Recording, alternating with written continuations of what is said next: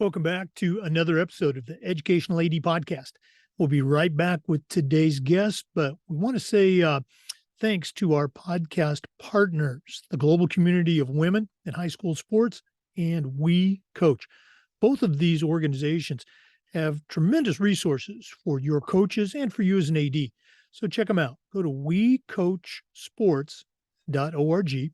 And for the global community, go to Global Community of Women in Sports.org.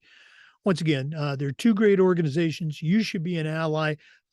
Get on board with the Global Community of Women in High School Sports and We Coach. And now let's hear from our sponsors. We want to say thanks to Gipper for their support.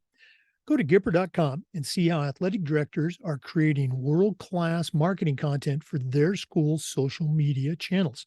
You can do it in seconds on any device, and you don't need any design experience. Use the podcast code of ADPOD10, that's ADPOD10, and you'll get 10% off. Go to Gipper.com, start creating custom branded content for your school's social media channels. We also want to say thanks to Hometown Ticketing. Go to hometownticketing.com and they will show you how to set up and sell your tickets online for your athletic events. They'll show you how to scan the attendees and collect the revenue. And every step of the way, you'll have a dedicated client success manager to provide hands-on support. That's every step of the way. Okay? Go to hometownticketing.com. They'll also show you how you can sell tickets for things like school dances, theater productions, music performances, even graduation. That's hometownticketing.com. Simple and easy online ticketing. We also want to say thanks to Huddle. Huddle is how the world sees sports. Go to huddle.com and see how over 200,000 teams across 40 sports are using Huddle to help their teams play better. As a head football coach, I used Huddle for years, but as an athletic director, we were a Huddle school. And our coaches just loved the smart cameras, the mobile apps. Of course, they love the analytics, but there's so much more. Go to huddle.com and you'll find a professional grade solution for the challenges you face as an athletic director. Go to huddle.com and see why teams believe in Huddle. Over 6 million users. Go to huddle.com and find out how your school can become a Huddle school. That's huddle.com. We also want to say thanks to Final Forms. Final Forms is the industry leader in registration, but there's so much more than that. Final Forms can help your stakeholders, they can help your coaches, and they can help you as an athletic director with things like eligibility, with rosters, with communication, with attendance. Also help with all the forms that come across your desk. It's time that you talk to a team that's walked in your shoes. To take the next steps, go to finalforms.com/Jake. That's finalforms.com/Jake to get started with Final Forms.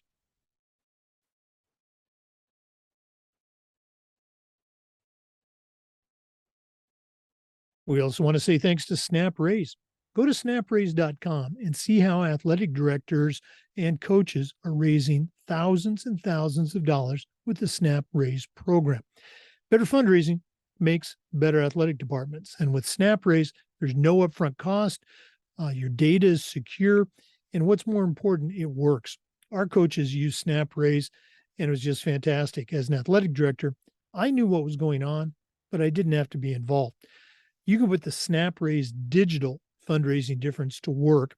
It's easy, it's safe, and it's effective. Go to snapraise.com and check out the thousands and thousands of dollars that they've helped schools just like yours raise using SnapRaise. Change your fundraising game plan and start a fundraiser that works for you. Go to snapraise.com to get started. We also want to thank Athletic Surveys by LifeTrack. They sponsor the Athletic Director's Toolbox segment of our podcast. Athletic surveys allow you to collect very easily and very affordably comprehensive data that helps you evaluate and improve your entire athletic program. Go to athleticsurveys.com and check out their testimonials, and then email them at info@athleticsurveys.com to get started. If you've never used a survey to take the pulse of your players or your parents, you're really missing out. Talk to the pros at Athletic Surveys by Lifetrack and let them help you take your athletic program from good to great. We also want to thank our friends at Vital Signs Wall of Fame. You know, they're on a mission to bring your school's legacy to life. They've got a variety of interactive touchscreen video consoles and an entire library of templates to help recognize the athletic achievements of your students, both past and present. If you're looking for a really cool way to display your school's record boards or your school's Hall of Fame, go to vitalsignswalloffame.com. Let them help you showcase your school's diverse history and your proudest moments. You can also email them at sales@vitalsignswalloffame.com to get started. That's sales@vitalsignswalloffame.com. And we want to say thanks to our good friends at Sideline Interactive. Sideline Interactive's indoor scoring tables and video boards not only generate income for your department, but also create the ultimate game day experience for your athletes.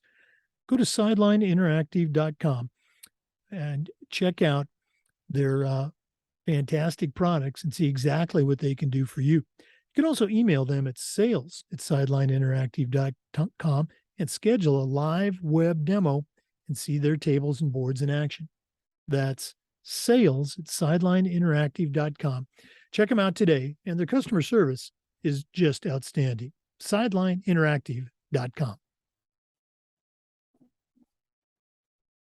Welcome back, everyone, to another episode of the Educational AD Podcast. We've got a very special guest today, an old friend who's doing some new things. Our guest is Dave Suter. Dave is a certified master athletic administrator, longtime athletic director in the state of New Jersey. He'll get into some of the other things that he's doing, but I do want to mention he is the assistant executive director for the New Jersey Athletic Directors Association. So, Dave Suter, welcome to the podcast. Jake, thanks. It's great to be here. I'm enjoying what we in New Jersey call a second summer day. We're in shorts and t-shirts till about mid-September, and then we get about 10 days of freezing our butts off. Not that you in Florida would even know anything about that, but and then we get another couple of weeks back into shorts and t-shirts, and then it's to the great weather here in New Jersey, which is shorts and a sweatshirt. That's like the best weather in the world. But right now we're in our second summer. So, but I said, glad to be here and appreciate your asking me, and I appreciate our friendship for sure. Oh, well, guys, again, it's one of those things should have happened a long time ago. So I appreciate you coming on today. For our listeners, we're recording this on September 26th. So we're going to see when you're listening to this, you're going to already know how the latest Florida hurricane turned out. Hopefully, we're not going to have to evacuate, but for now, we're safe. And let's go get started with our visit with David Suter. Dave, we always like to let our listeners have a chance to get to know our guests. So give us that, 3-minute bio. Take us up through maybe the college years, and then we'll take a break, and then we'll come back and let you share about your career. So what's the David Suter origin story? Well, I was born now. As long as I can remember, I've been involved in sports. And we're a few years in. You can tell by the snow on the roof here that it's been a while. Earliest memories are playing organized sports was Little League in New Jersey back in the 1900s. It wasn't a whole lot of organized soccer and that kind of stuff. Basically, it was Pee Wee football or Little League, that sort of thing. So really the majority of my sports playing as a young person were in unorganized games. Sandlot baseball, pickup basketball with the folks, in the neighborhood. Fortunately grew up in an era and in a neighborhood where, like, in the summertime, mom would kick us out of the house after breakfast and say, I don't want to see you till lunch. And then after lunch, get on out until it starts to get dark and then come home for supper. So, we were out organizing our own sports. So those are my earliest memories, just, backyard baseball, all kinds of different things that we could come up with just to entertain ourselves. Um, Moved on to Faith Christian High School, which was a small private school in Collingswood, New Jersey, and played three sports there. Played soccer, basketball, and baseball. And the main reason for that was all we had. Um, Due to the size of the school and the student body, we had, the young men played soccer, basketball, baseball. The girls played field hockey, basketball, and softball, and that was about the extent of the athletic offerings there. Loved doing it. Enjoyed it very, very much. Made lasting friendships. There are guys that I play golf with to this day that I played high school sports with. So, those friendships were fantastic. Um, didn't play athletics in college at all. Basically had to work to cover tuition and that sort of thing. So would go to class and work in my dad and my uncle's business, and kind of worked my way through college that way. Um, and then obviously continued my involvement with sports, as we'll talk about later, in terms of my career in athletic administration and coaching, but still active today. I said we're sitting here on a very beautiful day when, if Jake and I weren't hanging out together, I'd probably be on the golf course at the moment. So still very involved in golf, and play quite a bit of racquetball as well. Yeah, I see your pictures. You're a frequent poster of those golf outings. Makes me a little bit jealous. Um, I'm glad you mentioned the unorganized sports back in the day. I'm just a couple years older than you, so again, that was my experience growing up. I think the first organized team, with adult coaches and things like that. Uh, Gosh, I think it wasn't until the sixth grade for me. Played baseball. I didn't have a long baseball career, but then getting into junior high and high school, you play the organized sports. But those backyard football games, we had a big yard, and so the kids from our neighborhood, they kind of matriculated to our backyard, and those were those early tests, testing yourself against the bigger kids. Getting picked and all that. You got a memory from those backyard days for you that particularly sticks out? Well, I do know that the first fist fight I was ever involved in was in a sandlot baseball game with my cousin. But and that was a great thing about those unorganized sports, was you had to, as young people, you had to work things out. And very, very rarely did somebody say, it's my ball, I'm taking it and going home. Mhm. We learned the skills of compromise, of discussion, sometimes heated discussion, but that's not a bad thing either necessarily. But those are my some of the memories. We had a basketball backboard in the backyard, and we had lines drawn in the backyard. We'd throw a tennis ball, and depending on how far it went, it was a single, a double. uh and one of the key rules that I remember from that is that our ghost runner on second base does not necessarily score on a single. I love it. We didn't do it in the neighborhood, but I remember playing that. Gosh, I think it was maybe third or fourth grade during recess. Great, great stuff. For our listeners, our guest today is David Suter. He's a longtime athletic director, certified master athletic administrator, still very active in the profession. He's the assistant executive director for the AD Association in New Jersey. We're going to take a quick break, the first of several, but we'll be back. Please stay with us. This is the Educational AD Podcast. We want to thank our good friends at Gipper for their support of the podcast. Go to Gipper.com and see how athletic directors are creating world-class marketing content for their school social media channels. You can do it in seconds on any device, and you don't need any design experience. It's so easy, even I can do it. Go to Gipper.com, tell them you heard about it on the podcast, and use the podcast code ADPOD10. That's ADPOD10. Get 10% off. Gipper.com. create custom branded content for your school's social media channels. Gipper.com. Welcome back, everyone, to the Educational AD Podcast. Dave, really appreciate you taking us down memory lane. Certainly brought back some great memories of my youth in the backyards. Take us on that next step of your journey. Out of college, I assume there was some teaching and coaching involved, but also share with our listeners that point where, as I like to say, you decided to go to the other side of the desk and become an athletic director. So, let's hear that story. Yeah, absolutely. I'll tell you very early on, it was like around fourth grade or so. I knew that I was going to be a phys ed teacher. That early. Very, very influenced by my elementary phys ed teacher, Skip Crawford. And also my Aunt Marge Suter was a phys ed professional. Actually, she was in the first graduating class of women phys ed majors from Glassboro State College here in New Jersey.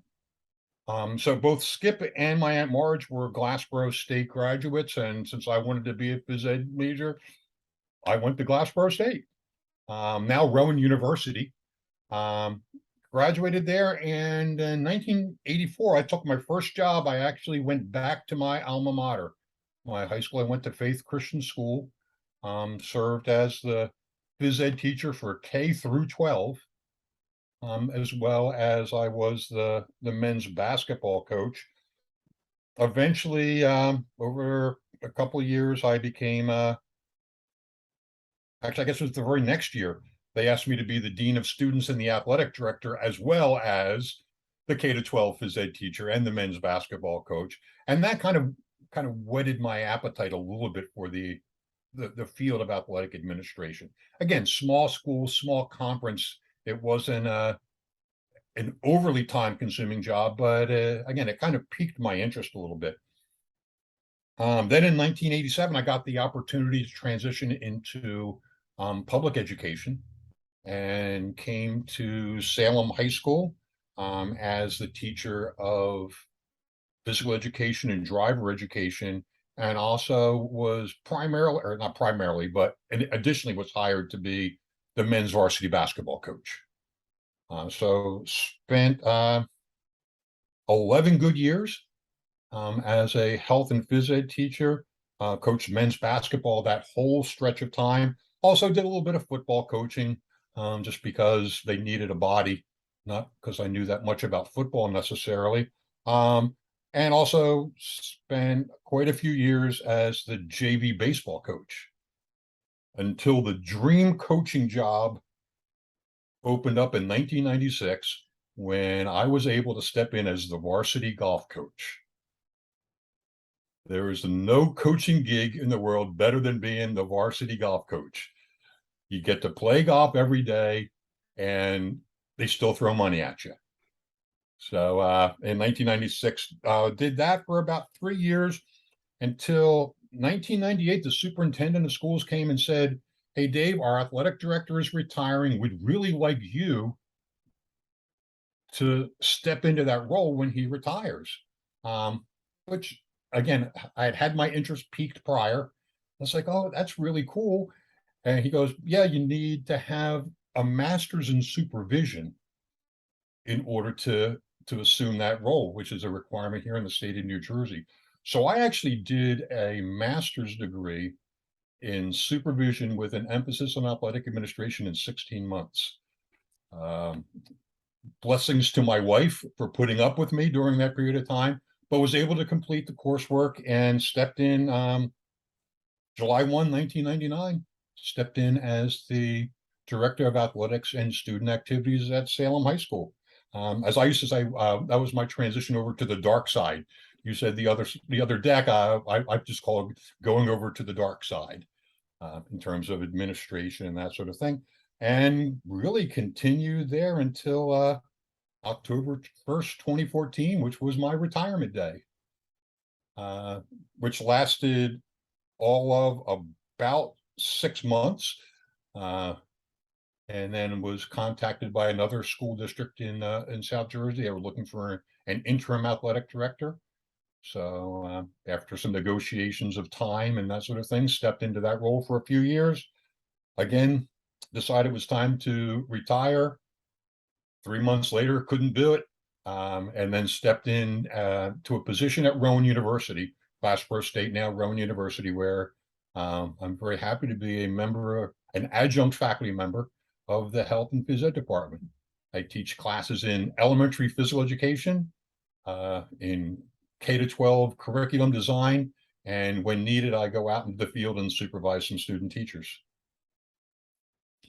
Well, what a great, kind of a bookend experience for your career there. Helping, and we'll get to mentors later on, but helping to mentor and develop that next generation of teachers and coaches. Very, very cool stuff. As you look at those, let's say, fresh faces, people coming into the profession. Um, what's one thing? I mean, obviously technology, but what's one thing that you share with them how the position of teaching PE has and the PE teaching experience has changed since you and I first got started all those years ago? One of the biggest changes, other than obviously the students. I mean, students are very, very different than they were 20, 25 years ago. But I think also the change in emphasis to wellness. I think when we both started, as consumers of physical education, and then as early on providers of physical education, a lot of it was sports specific skills, that sort of thing. I think the emphasis on wellness that has developed into the curriculums over the last 10, 15 years, I think is a, a big change and a necessary change. The idea of getting kids into lifetime sports and recognition that health and wellness is a lifetime pursuit, I think is one of the bigger changes that's occurred from when I was a consumer and early teacher in physical education to where we're directing our pre-teachers now. Oh no, I agree 100%. I can still remember those early, first, second, third grade PE classes where it was equal parts president's physical fitness test training. JFK and LBJ, their focus on just making sure America's youth wasn't falling behind, and then the other hand, you were playing games. You were being taught how to play sports games. So again, I think you're spot on with that observation, and you're right. I think it was a needed direction to take the way we've grown as a society. But that's a discussion for another podcast. Our guest today is David Suter. He's a certified master athletic administrator, longtime AD in New Jersey, current adjunct faculty member at Rowan University in New Jersey, and the assistant executive director for the New Jersey Athletic Directors Association. We're going to take another break, but please stay with us. We'll be back with more. This is the Educational AD Podcast. We want to say thanks to our good friends at Hometown Ticketing, the leading digital ticketing provider to schools and colleges. Go to hometownticketing.com and they're going to show you how to set up and sell your tickets online for your athletic events. They'll show you how to scan the attendees that come to your games and collect your revenue. And every step of the way, you'll have a dedicated client success manager that's providing hands-on support. Go to hometownticketing.com. They'll also show you how to set up and sell tickets for things like school dances, theater productions, music concerts, even graduation. You can sell tickets. You can sell tickets online, and Hometown Ticketing is your partner. Go to hometownticketing.com to get started today. Welcome back, everyone, to the Educational AD Podcast. Dave, you mentioned some of your family members that obviously served in a mentoring role to get you started. We always like to let our guests have a chance to give those mentors a shout out. None of us get to where we're at on our own. So who are some of the people that have helped you along the way in your journey? I mean, first, obviously, have to be my parents. And one of the key things that my parents taught me is that you can interweave your faith into your everyday life. My parents are both people of faith, And that was one of the things that they kind of helped all of us, my brother and sister as well, to understand. Um, Probably early on, my high school basketball coach, Pete Stevenson, um, was the one that just kind of showed me the ropes, um, of how a coach acts, and kind of understood the passion of coaching at that point, but also understood the commitment of coaching, and also the development of relationship. And for anyone who's involved in athletics, it's the relationship development that's really a key part of things. And when you transition again over to the dark side, a lot of times you miss some of those relationships, but then you find out that new relationships are built, as you work away. And I mean, a great example of that is our friend Bob Hopek, who is the executive director of the DAANJ, New Jersey's Athletic Director Association. Bob is one who takes athletic directors under his wing and kind of helps them through the journey, both through the state and national organizations. And then finally, I mean, just gotta give the shout out to my wife, of course. I mentioned earlier that I did a master's degree in 16 months, and that while she was here at home with two toddlers. So that makes a big difference. And as anyone in the profession actually realizes, that the AD life is not a 9 to 5 set schedule type of deal. It's very, very fluid. So, a spouse partner that gets involved with an athletic director has got to be somebody who has that flexibility as well. And then also just the fact that my wife just let me be me. Oftentimes a joke that she actually ended up raising 3 kids, our son, our daughter, and myself, because just being willing to put up with my wanting to go out and play or do this, do that. That was great. So those are the folks that have had the biggest influence in terms of mostly my life and somewhat influenced my career as well. Really appreciate you sharing that. I'm going to throw you a curveball. You talk about, you were getting that master's degree and the wife was staying home. That's not an uncommon situation, where the job, has such places such a demand. What were some things that you did, maybe not during that era with toddlers, but as the kids got older, what were some things that you did to kind of help create family moments? Anything stick out for you? Well, I can. My wife and I joke every Valentine's Day about prior to my athletic administration career, but when I was coaching basketball, Valentine's Day, obviously occurring in the middle of basketball season, there were many, many nights where our romantic Valentine's dinner was in the coach's office at Salem High School. She would come in before practice started and bring in, and we'd have our Valentine's dinner there. Often joke with our kids that they thought the gymnasium at Salem High School was their second home. One of the great things, and people have different opinions on this. I love the fact that my kids ended up attending the high school where I was working. I was able to see a lot of their contests when they were playing, mini soccer and softball and baseball. It was very hard to get to some of those games because they conflicted with responsibilities at school. But once they got into high school, I was seeing at least half of their games. And fortunately, there were many times when colleagues in the Tri-County Conference where we competed were in similar situations. And so we would oftentimes schedule home and home contests. Normally, if my baseball team was home, my softball team would travel away. We got to the point where I would schedule them both at home.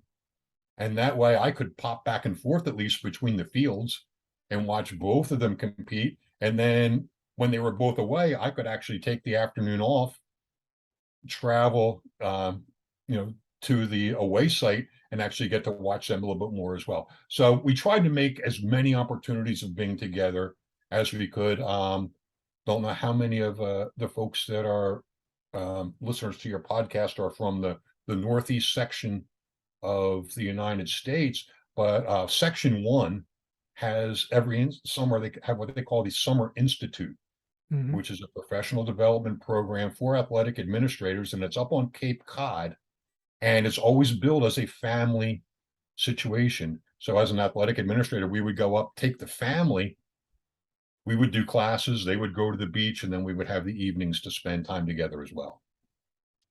Yeah, I actually, our kids were grown and out of school, but my wife and I went up. I took my final two CMAA courses at the Section 1 retreat there in Cape Cod. And you're absolutely right. It was a great experience for the two of us. And going back to school, we were very fortunate. My wife was a coach, and we coached at the same school where I was an AD, and our kids obviously went there. So that was a great experience, some great memories. You're right.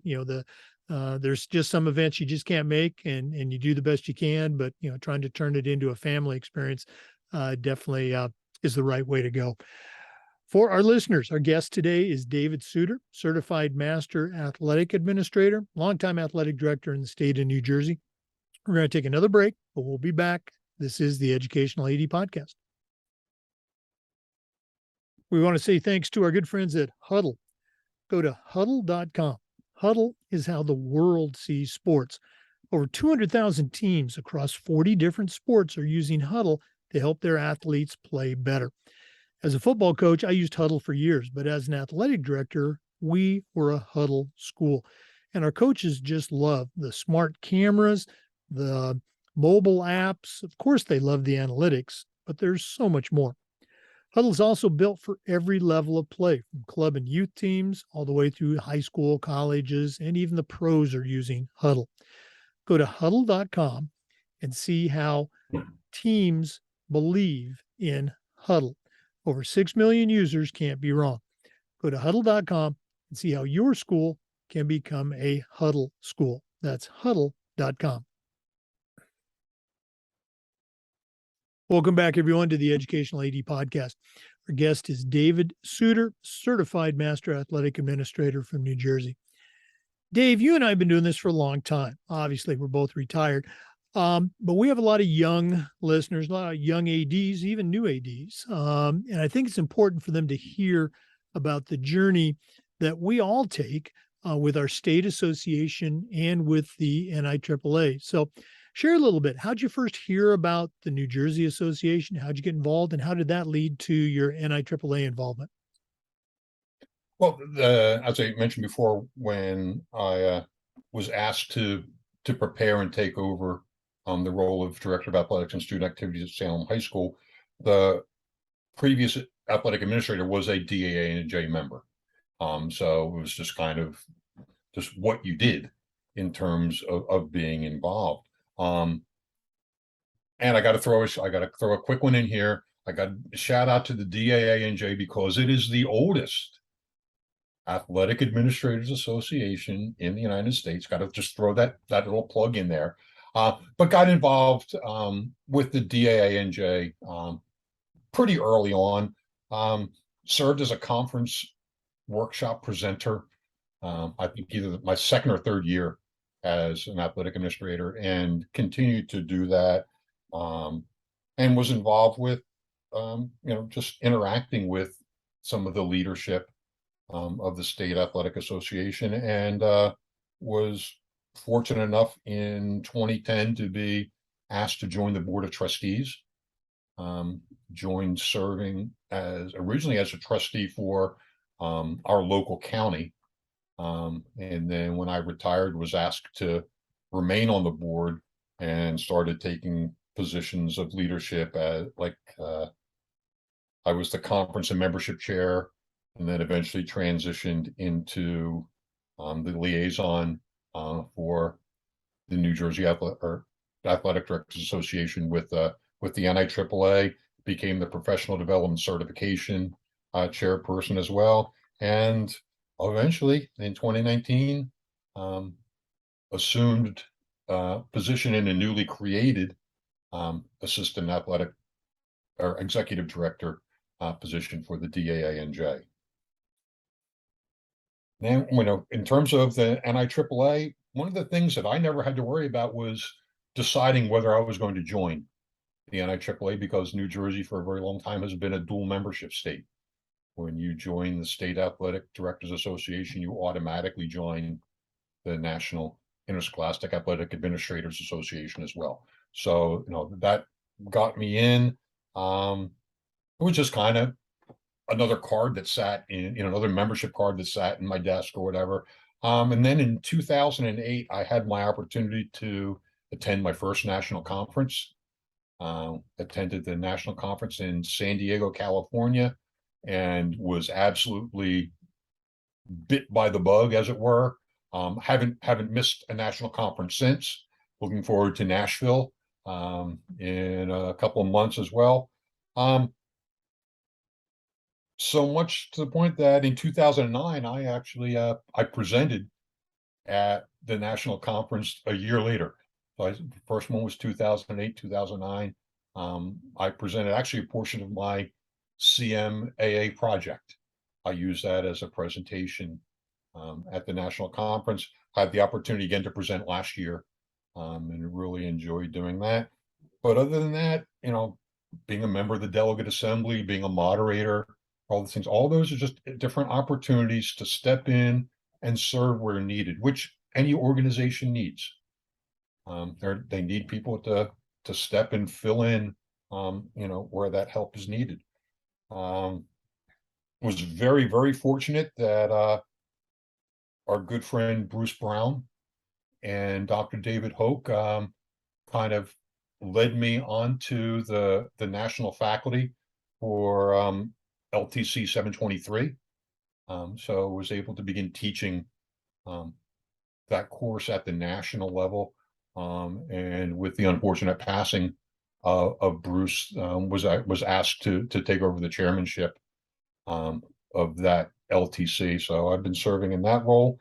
And then last year got to work with some great colleagues in the development of LTC 712, which is the ethics course. So it's just been just a really cool way to get involved. And this December, I will be joining the certification committee for a stint. So I said, it just kind of evolves, and when opportunities arise, you put yourself out there and see what happens. I really appreciate you sharing that. And you and I have a similar timeline. I got involved with, NIAAA, later in my career, but you're absolutely right. Whether it's the state or the national association, it's, going to the conference, that's step one. It's, going to the sessions, going to the workshops, taking the LTI courses, introducing yourself to faculty members, volunteering to serve on committees. And, I was just telling someone, that CMAA doesn't just magically appear after your name. You need to make yourself known. You need to get yourself out there, and you do that by volunteering. Boy, I was on certification for, gosh, I think about 6 or 7 years. So best committee, best leadership. You're going to have a blast with that. Looking forward to that for sure. Yeah. Once again, for our listeners, our guest today is David Suter, Certified Master Athletic Administrator. Does a lot of things. Among them, he's the Assistant Executive Director for the New Jersey Athletic Directors Association. We're going to take another quick break. Regular listeners will not be surprised, but we will be back. Please stay with us. This is the Educational AD Podcast. We want to thank our friends at Sideline Interactive for their support of the podcast. Sideline Interactive's indoor scoring tables and video boards not only generate income for your department, but they also create the ultimate game day experience for your athletes. We've got a Sideline Interactive indoor scoring table in our gym, and it's just fantastic. Of course, we use it for home games, but we also use it for pep rallies, for signing ceremonies. It's tremendously versatile, and the customer service is just fantastic. Go to sidelineinteractive.com and schedule a live web demo and see their tables and boards in action. You can also email them at sales@sidelineinteractive.com to see exactly what their fantastic products can do for you. That's sales@sidelineinteractive.com. Welcome back, everyone, to the Educational AD Podcast. David, one of the things we try to do with this podcast is the idea of sharing best practices. So I'm going to put you on the spot a little. What are some things that you've seen at the schools you've been at, maybe even initiatives that you created that you really take a lot of pride in? Do you have any best practices you can share with us? I'm going to tell you probably the three things that I found most important thinking about, my career in athletic administration.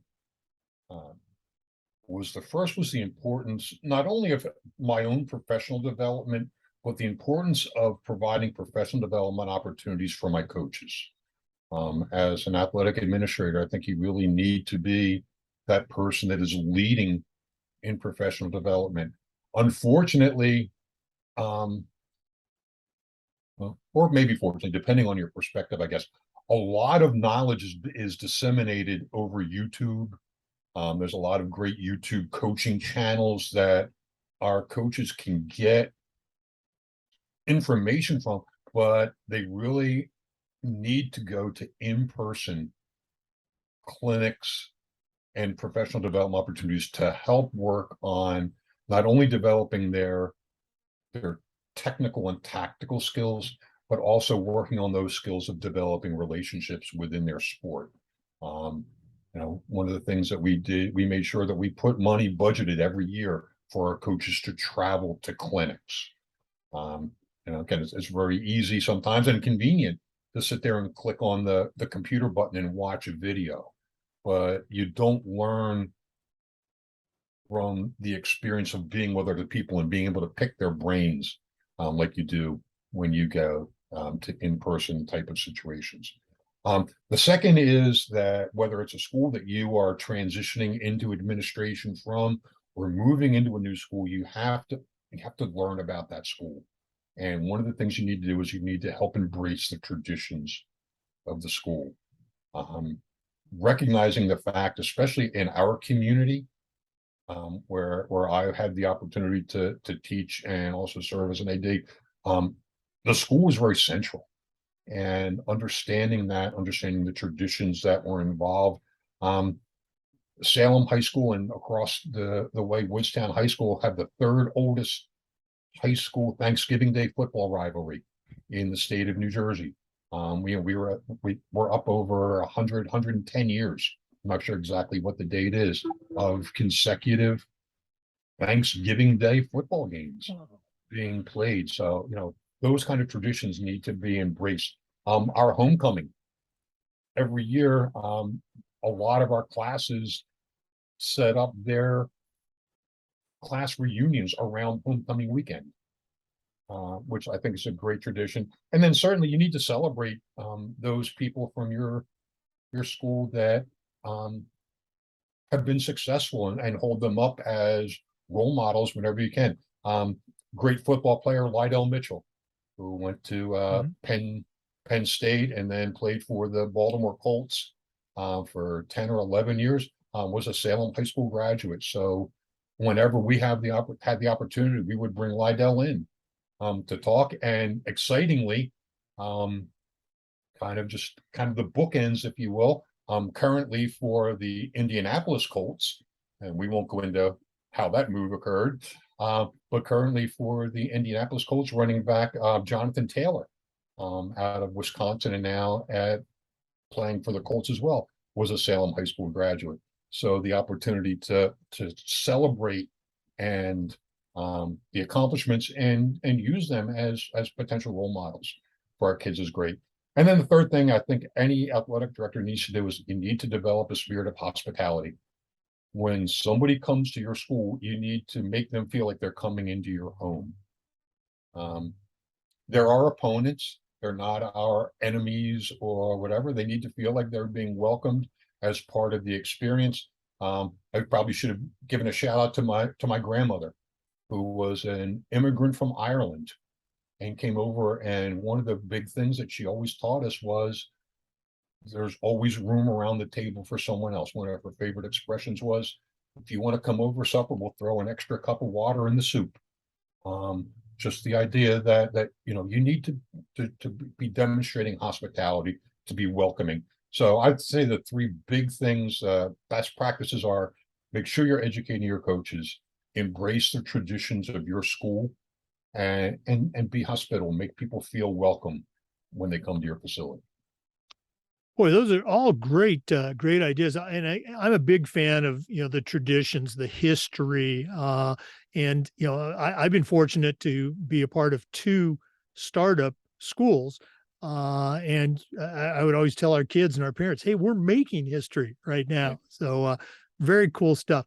Dave, we'll do this at the end of the podcast, but if one of our listeners wanted to reach out, pick your brain a little bit more, find out, some more tips, what's the best way that they can get a hold of you? Well, certainly, I'm on my email very, very frequently. And my email address is david.suiter, Suiter,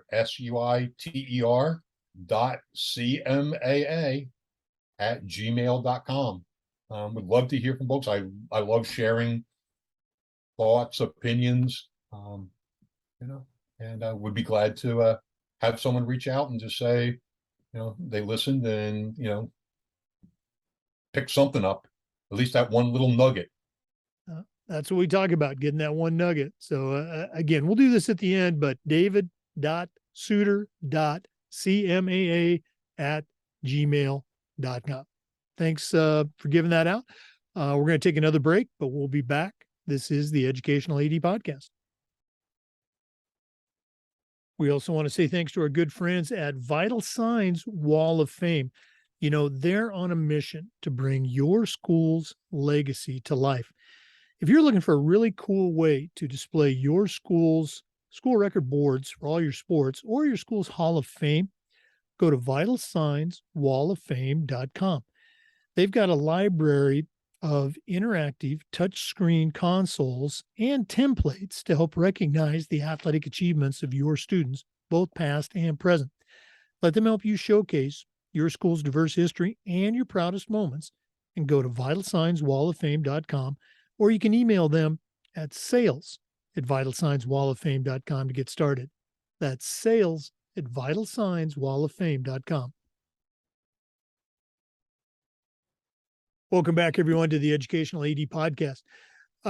David, you and I were talking during the break, and we're 2+ years into hopefully coming out of the COVID experience, which certainly impacted athletics and athletic directors across the country. So, what are some of your observations about it, and again, maybe some ideas moving forward? Well, I want to first start out by just absolutely giving a shout out to all those athletic directors across the country that kept things going during the COVID shutdowns. I say to this day, I said it from the get-go. I'm actually kind of relieved that I had retired prior to having to deal with that, because talking with many colleagues, just the constant changes that were going on, not knowing from one day to the next exactly what the rules were, what the different responses to the pandemic would be, I thought was just I'm sure we would have handled it had I been in the office, but the fact that I didn't have to kind of made me smile a little bit in some of those mornings. But just the idea in listening and talking to colleagues across the country when everybody else was shut down, athletic administrators we're going, okay, how can we make this work for our kids? Recognizing the importance of breaking up that isolation a little bit, getting them to where they could interact with their fellow student athletes. I mean, who would have ever thought of having virtual practice? But yet our coaches, our athletic administrators, the people in interscholastic athletics, recognizing the importance and the value of that outlet and that mode of educating our young people, I think went above and beyond in terms of making sure that our kids had whatever opportunities were available. And again, I think I mentioned flexibility before, because with a lot of the different responses of various health organizations. It might be one thing might be happening in County A and not happening in County B. And just having to constantly be looking and being flexible. We get a schedule set up, and then, the folks that were coming to visit us, half their kids tested positive the night before.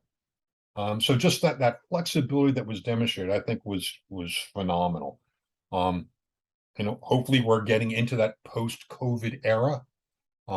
It's great to drive around and see the parking lots full again after school, to see those activities going on, to see Friday night lights happening as we're driving, just to see that slow return to normalcy, to getting back to what we were used to doing, which was providing educational opportunity through sport.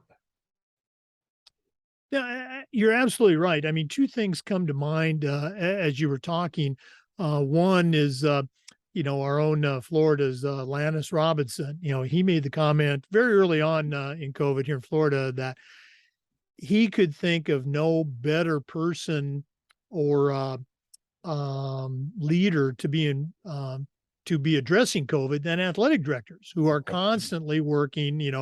Maybe putting out fires and planning ahead. And even with our own state and obviously across the country, there were different responses, from school district. In Florida, the state didn't take over. Our governor, I don't think our governor ever admitted that COVID even existed. So what's maybe one or two things, maybe just one thing that sticks out from your experience, 2 years ago of, an athletic director or school or organization really responding in let's say a beyond the call of duty way? Well, I think you're absolutely correct in quoting Lannis there. The skill set that is necessary to be a quality athletic administrator, those are the skill sets that were needed to handle the situation. And in talking with colleagues, many of them were unintentionally the lead person in terms of the response that their schools had.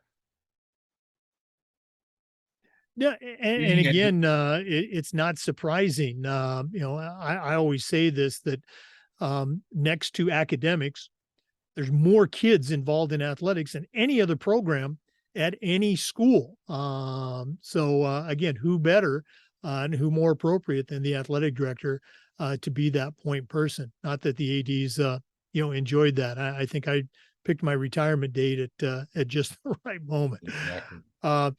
Again, for our listeners, our guest today is David Suter, certified master athletic administrator, longtime AD in the state of New Jersey, and still very active at the state and the national level. We're going to take another break, but please stay with us. We've got more good stuff coming on the Educational AD Podcast. We want to say thanks to the good folks at Final Forms for their support. Final Forms is the industry leader in registration, but there's so much more than that. Final Forms can help your stakeholders with things like mobile accessibility. They've got reminders about policies, about physicals, and all the forms that go with athletics. Final Forms can also help your coaches with things like attendance and communication. And for athletic directors, Final Forms can help with eligibility, with rosters, and all the reports that come across your desk. It's time that you talk to a team that's walked in your shoes. To take the next steps, go to finalforms.com/Jake. That's finalforms.com/Jake to get started with Final Forms.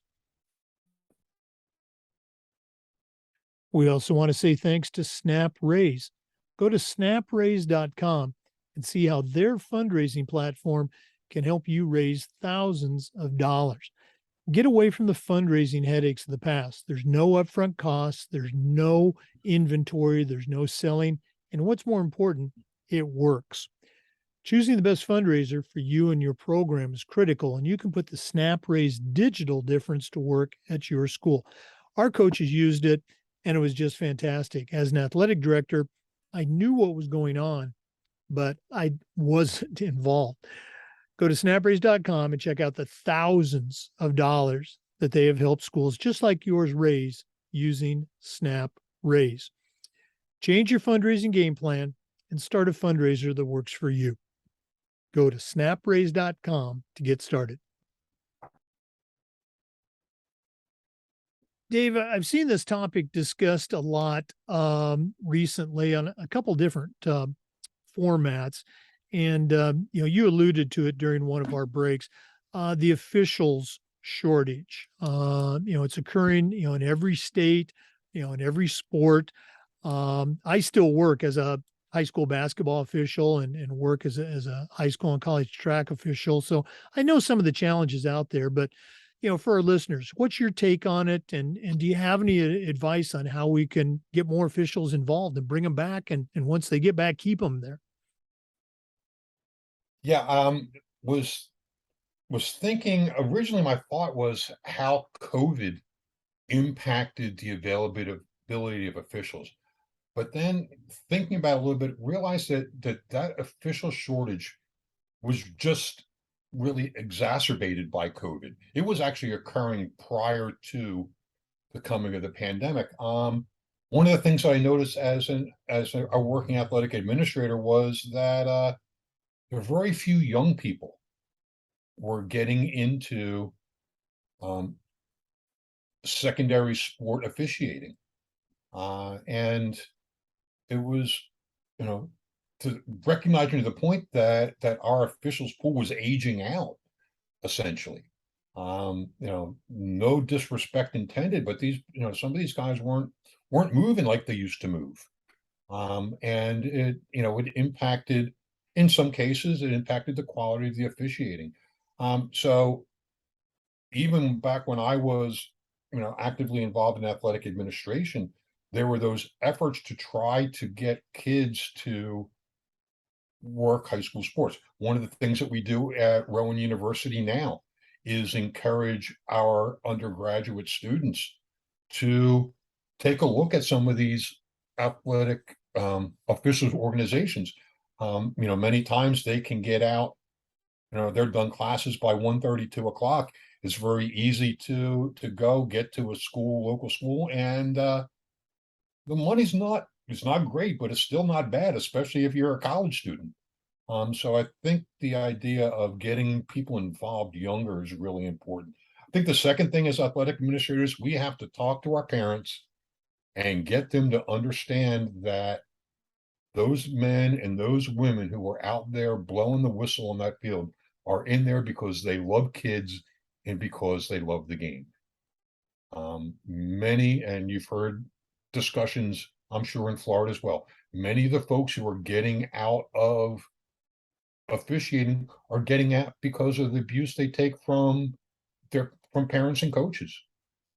Coaches, we can handle, as athletic administrators, we can kind of put the hammer down there a little bit. But going out and making sure that the environment that these officials are coming into and working is positive enough that they want to come back. Talked before about hospitality. That hospitality should extend to your officials as well. As an athletic administrator, you should be greeting them. You should be thanking them for coming. Encourage your students to thank officials for coming as well. And just making it a situation where that official wants to come back to your school. They want to stay. Again, as I said earlier, they're not in it for the money. They're in it because they love the sport and they love the kids. Currently, our state high school athletic association, the NJSIA, is actually offering a $300 bonus for new officials who are willing to come on to help defray the cost of training, officials' uniforms, that sort of thing. So, different state athletic and activity associations are addressing the official shortage the best way that they can. I like that idea about the state association offering that bonus there. Again, I've been doing it for a long time, but you're right. For someone just starting out, there are some startup costs involved. Buying the shirts and the pants if you're doing basketball, the shoes. That's a great, great idea. I'm going to mention that to our officials guru at our state association. Okay, great idea. Okay, see, I got a nugget. Actually, I gotten several. There's another nugget from your time with us today.